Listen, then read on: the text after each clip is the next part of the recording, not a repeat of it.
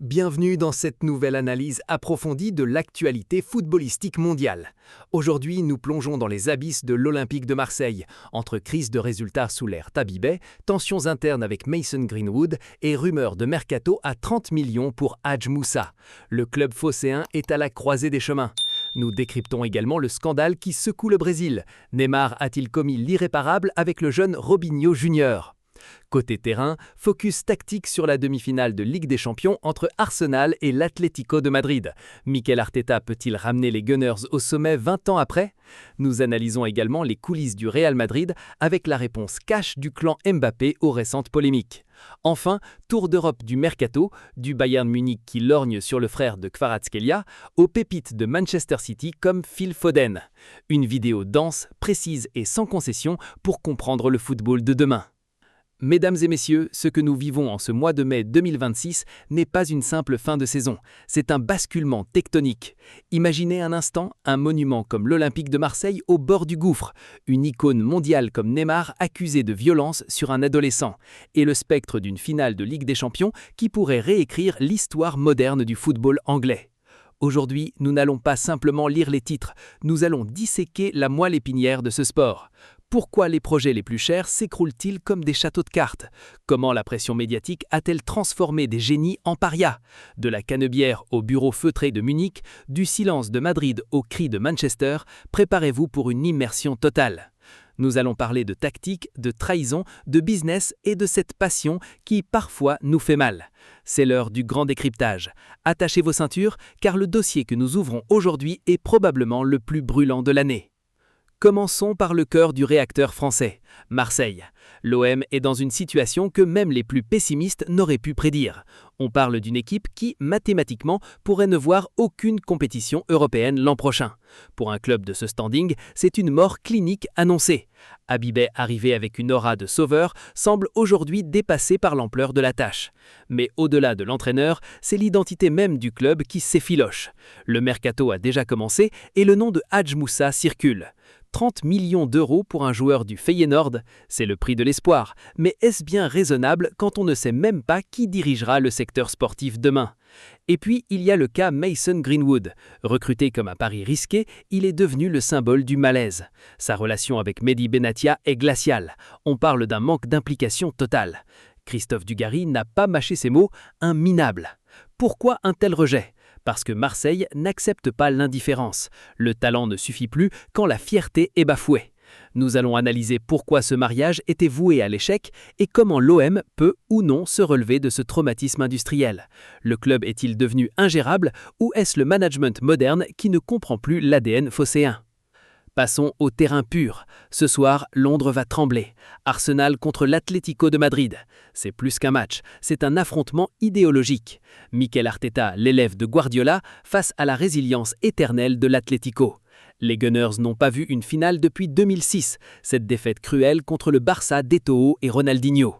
Arteta parle de faim, de désir, mais tactiquement, comment briser le bloc bas de Madrid? Nous avons observé les circuits de passe d'Ødegaard. La clé réside dans les demi-espaces. Si Arsenal parvient à isoler les pistons madriennes, ils auront une chance. Mais attention aux transitions. L'Atlético adore cette position de victime.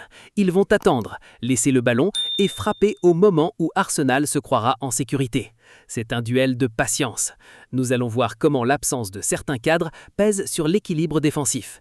Et puis, il y a le facteur psychologique. Jouer une demi-finale retour à domicile est un avantage, mais c'est aussi un piège si le public commence à douter après 15 minutes sans but.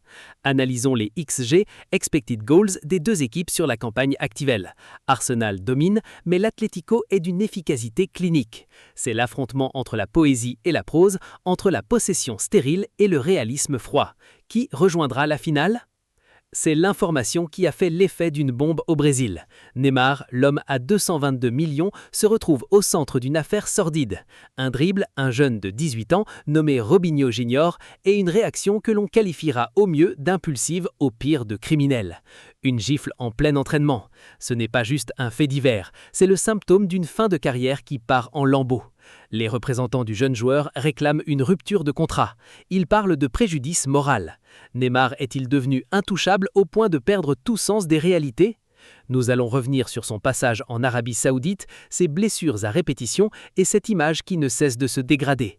Est-ce le crépuscule d'une idole? Parallèlement, le clan Mbappé joue la carte du calme plat. Indifférent, disent-ils. Kylian s'entraîne seul pendant ses jours de repos à Valdebebas. Le contraste est saisissant. D'un côté, le travail acharné pour l'histoire, de l'autre, les polémiques de vestiaire. Nous allons comparer ces deux trajectoires qui ont longtemps été liées et qui aujourd'hui ne pourraient être pas plus lointaines. Le football brésilien est-il en train de perdre son âme avec son numéro 10 ? Terminons par la géopolitique du mercato. Manchester City verrouille Phil Foden jusqu'en 2030. Un signal fort. L'enfant du pays reste le pilier. Mais à côté, Tijani Reinders, recruté pour 70 millions, est déjà sur le départ. Pourquoi de tels échecs pour des joueurs si talentueux? La Juventus et le Real Madrid sont à l'affût. C'est le paradoxe du football moderne.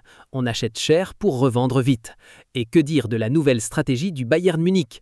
Après Kvicha, ils veulent torniquer Kvaratskhelia. La famille avant tout.